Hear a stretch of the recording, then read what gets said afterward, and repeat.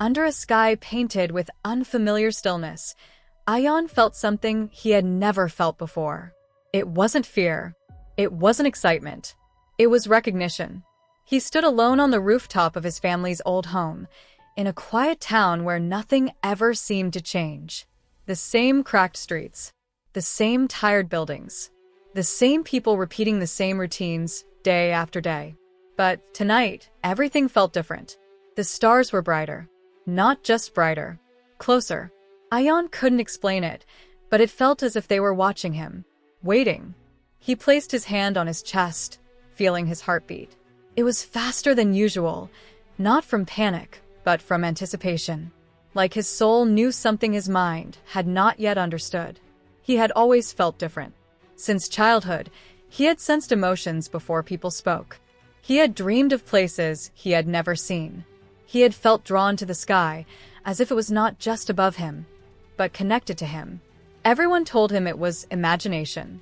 He tried to believe them, until the dreams began again. In the dreams, he stood on a vast field of light. The ground shimmered like crystal, and the air vibrated with a silent song. And in the distance, someone always stood there. A girl. He never saw her face clearly, but he felt her presence. Familiar. Important. Real. And every time he woke up, his heart ached like he had lost someone he never met. Tonight, as he stared at the stars, a sudden warmth spread through his chest. He wasn't alone. Ion. The voice came from behind him. He turned, and for a moment, time stopped. She stood at the edge of the rooftop door, her dark hair moving gently in the wind, her eyes reflecting the starlight. It was her, the girl from his dreams. He knew it without question. His voice trembled. "Do I know you?" She smiled, not like a stranger, but like someone who had been waiting for him for a very long time. "Yes," she said softly. "You do." Her name was Zara. She had arrived in town only days ago, yet somehow, she walked through it like she had lived there forever. They began to talk. At first about simple things. The sky, the silence, the feeling that something was changing. But soon, their conversations became deeper. Stranger. More real. "Have you ever felt," Zara said one night, "that you don't belong here?" Ion looked at her. "Yes." She nodded, as if she expected that answer. "Because you don't," she said. He laughed nervously. "What does that mean?" She stepped closer, her eyes steady and calm. "It means your soul remembers something your mind has forgotten." He didn't understand, but somehow he believed her. Days turned into weeks, and with every moment together, Ion began to change. He noticed things he had never noticed before. Colors seemed brighter. Sounds seemed clearer. He could sense people's emotions without words. And sometimes when he closed his eyes, he saw light. Not imagined. Real. One evening, they sat beneath a lonely tree outside the town. "The upgrade has begun," Zara said quietly. Ion frowned. "Upgrade." She nodded. "Gaia is awakening." He had heard that word before.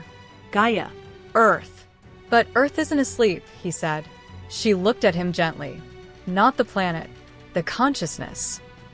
He didn't know why, but her words stirred something deep inside him. "Why me?" he asked. "Why am I feeling this?" She hesitated. Then she said the words that would change everything.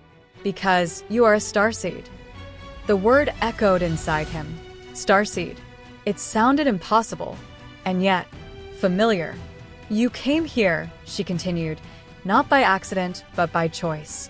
Your soul chose to be born on Earth during this time, to help with the great upgrade." He shook his head.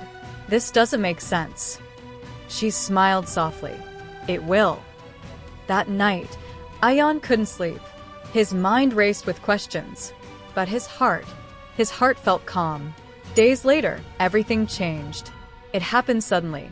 Ion was walking through the crowded market when the noise around him became unbearable. Voices overlapped. Emotions crashed into him like waves. Fear, anger, sadness, hope. It was too much. He fell to his knees, clutching his head. And then, silence. A bright light filled his vision. Not outside, inside. He felt weightless, Free. and in that moment he remembered. Not in images, not in words, in feeling. He remembered being part of something vast, something loving, something infinite. When he opened his eyes, Zara was there, holding his hand. "It's happening," she said gently. Tears rolled down his face. "I'm scared." She squeezed his hand. "You're not alone." From that day on, Ayan saw the world differently, not as a place of suffering, but as a place of transformation. He began to understand. The great upgrade wasn't about escaping Earth. It was about becoming fully present on it, fully